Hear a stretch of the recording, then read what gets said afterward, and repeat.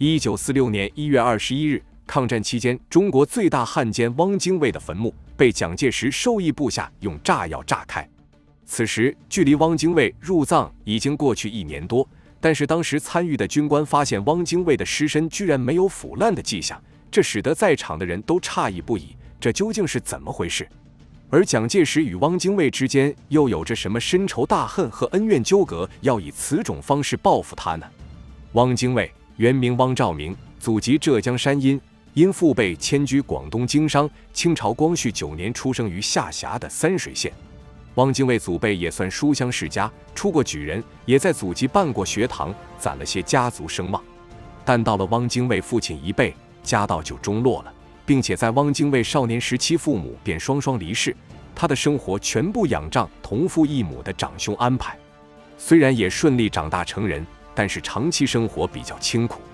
汪精卫长兄曾考中过举人，当过地方上的事业一职，家族深受封建教育文化影响，汪精卫当然也不例外。在他19岁时，与家中兄长何哲参加广州考试，一举拿下第1名，成为秀才，兄侄也名列前3甲。因为这件事，当时还成为美谈传颂一时。来年，汪精卫因为成绩优异，被官方选中，并提供资费，远赴邻国日本求学。在日本求学的第3年，汪精卫因为机缘巧合加入了孙中山领导的同盟会组织，因为文笔好，还参与了同盟会章程的起草工作。这之后，为了支持宣传孙中山提出的三民主义思想，汪精卫对当时的保皇党康有为、梁启超等人发起了口诛笔伐。也是在这期间，他启用了自己的笔名精卫，在当时的进步报纸媒体上发表了一系列批驳文章，如《民族的国民》《论革命之趋势》等。1906年，汪精卫正式完成在日本的学业，当时的两广总督责令他回国担任日语翻译职务，被他断然拒绝，继而追随孙中山南下南洋筹备同盟会分会。期间，他还是继续担任报纸《中兴日报》的主笔，与国内顽固的保皇党等人隔空对战。几年之间，同盟会发展如火如荼，汪精卫俨然成为一位革命报国的热血青年。1910年初春，北方正处在大地白雪皑皑、北风寒冷刺骨之际，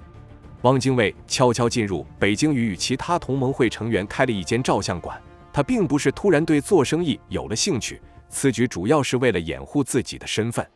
因为他们正在策划一次大胆的刺杀行动，对象就是当时清王朝的摄政王载沣。很快，汪精卫便随着刺杀行动窜入了载沣的王府大院，但是最终行动并未成功。之后，他便被抓捕，成为了阶下囚。刚被捕的汪精卫俨然一副慷慨赴死的烈士模样，在狱中写下“引刀成一块，不负少年头”。然而，事情很快便产生了反转。在狱中，汪精卫没有经受住糖衣炮弹的攻击，很快就臣服在清政府说客、恭亲王奕欣的循序善诱之下，向清朝政府递交了与革命党派间的斡旋承诺书。由此，他保全了自己一条性命。但是当时清朝政府大势已去，封建政权摇摇欲坠，再加上对外谄媚求和，对内部百姓极尽收刮之能事，激起了民众普遍的不满。这股民众力量终于在1911年10月爆发了武昌起义。武昌起义之后不久，当时拥有重兵的袁世凯攻入了北京。汪精卫因为之前为革命做的贡献，被袁世凯从监狱释放了。但是汪精卫此时已经蜕变成了一个有奶便是娘的角色，他觊觎袁世凯手握重兵，又感念营救自己走出监狱的恩情，便倒向了袁世凯一边，开始当起了袁世凯的马前卒。汪精卫从清朝监狱出来后，先回到了当时被推举成为中华民国临时大总统的孙中山身边，当时还参与起草了中华民国临时大总统府就职宣言。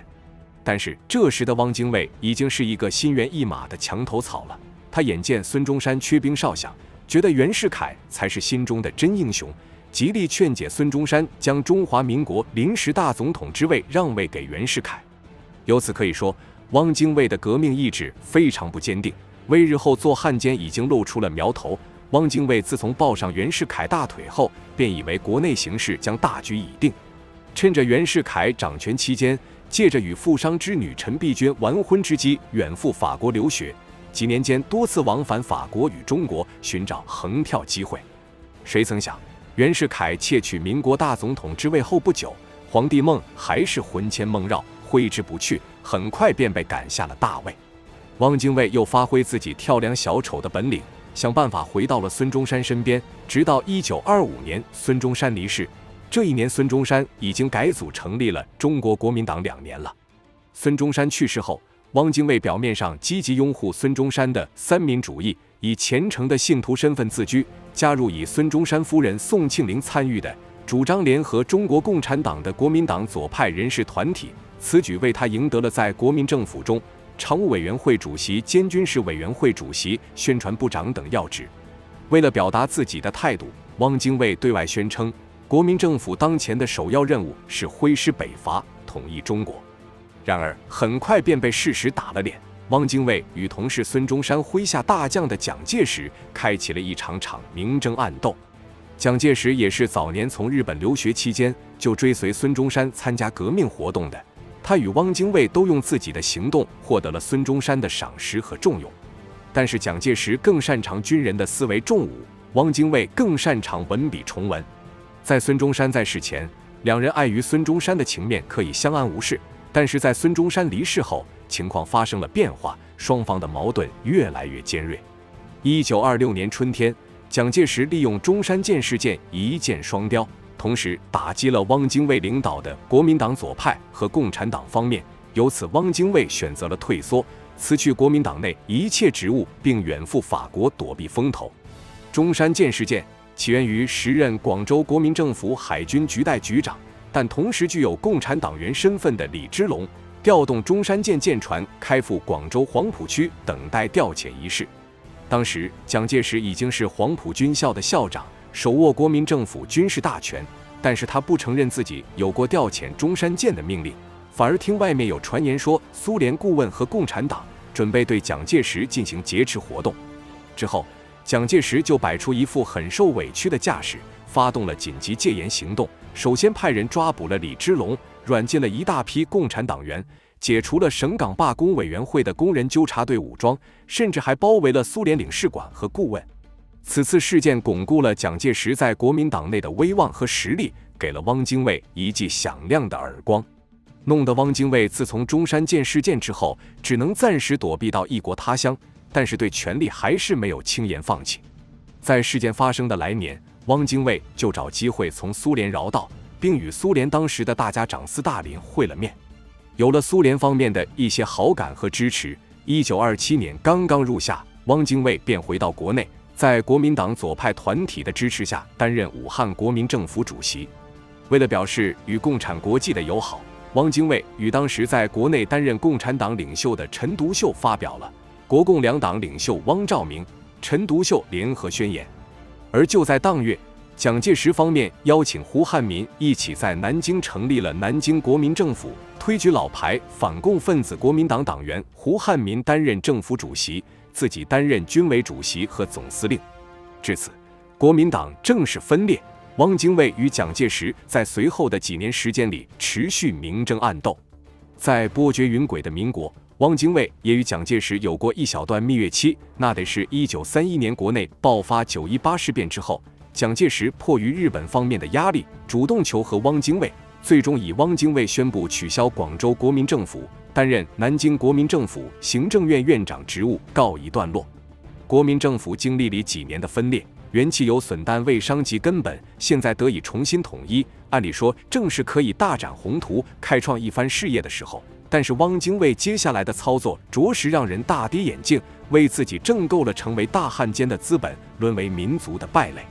1932年初，汪精卫正式到南京就任行政院院长一职。上任当天，日本方面便借机在上海制造了1.28事变，突袭上海，当地将士奋起反抗，击退了敌人多次总攻。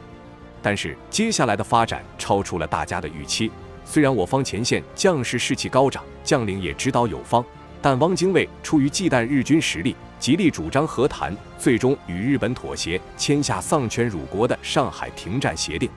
汪精卫像是被日军吓破了胆子，在后来的几年里，一遇到日本就在心里跪下了，陆续安排代表私下与日本人签订了一系列不平等文书，华北主权就是他在任期间交到日本人手里去的。在此期间，汪精卫与日本方面渐渐暧昧起来。听闻日本方面有意向支持自己的和平运动，便彻底倒向了敌方。震惊世界的77事变发生后，面对日军的狼子野心，汪精卫依旧没有半点醒悟，还一心想着能够与日本方面取得和谈。1938年，眼看南京国民政府岌岌可危，为了保存火种，蒋介石等前往重庆。此时，汪精卫眼看形势不妙，居然离开重庆与日本方面取得勾连。第二年，个人权欲熏心的汪精卫赶赴日本，通过出卖国家主权利益的方式与日本取得交易，支持他回国组建伪政府。至此，他彻底成为了日本方面在中国的代理人。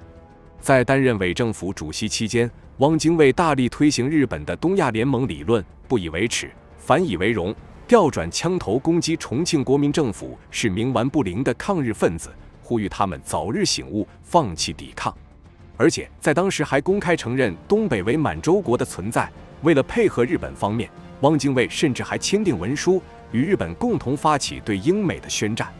汪精卫的卖国言行罄竹难书，汉奸的罪名彻底坐实，也彻底地激怒了国内的仁人志士，人人欲除之而后快。这其中最突出的就是王亚樵领导的铁血除奸团组织。1935年冬天，义士孙凤鸣潜入国民党在南京的党部办公室，对着汪精卫连开3枪，2枪未伤及要害，其中1枪正好命中汪精卫的背部，子弹嵌入骨髓，无法取出。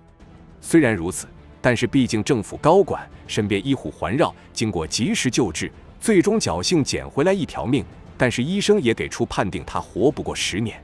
这位医生的话可谓一语成谶。1944年，汪精卫在日本名古屋休养期间客死异乡。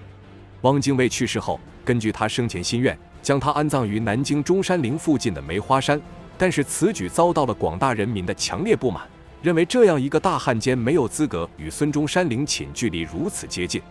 1945年抗日战争取得最终胜利，汪精卫之流自然要遭受彻底的清算。人民群众对汪精卫的安葬很是不满，国内的舆论压力最终也给到了国民政府主席蒋介石身上，民意不可违。于是再次年初，蒋介石便授意部下和英亲将汪精卫墓地炸毁，以泄民愤。1946年1月，正是隆冬时节，南京梅花山野地里凉风阵阵，天空也阴云密布，一群国民军用炸药炸开了汪精卫的棺木。打开棺椁后，一群人发现，虽然1年时间过去了，汪精卫尸体居然还没有腐坏的迹象，近身查看发现原来是用了防腐剂。另外，墓地还用5吨碎铁块掺在混凝土中浇筑墓穴，又进一步增加了密封和防腐。值得一提的是，汪精卫尸体上还覆盖了国民党的青天白日旗，搜身还发现了一张写着魂去归来的纸条，据说是汪精卫的妻子所写。汪精卫的遗体被取出后，很快便运往附近的火化场进行了火化，原来的墓地位置也被移为了一片平地。后来当地人还在汪精卫的墓地之上建造了他们夫妇2人的跪立雕像。中国历史上有过如此待遇的，还是宋朝的秦桧夫妇。汪精卫算是把一手好牌打了一个稀巴烂。虽然他曾经被称为民国4大美男之一，但是在事关民族大义、国家尊严的大是大非上，他的历史罪责证据确凿。他最终落得被自己对手掘墓的下场，也算是罪有应得了。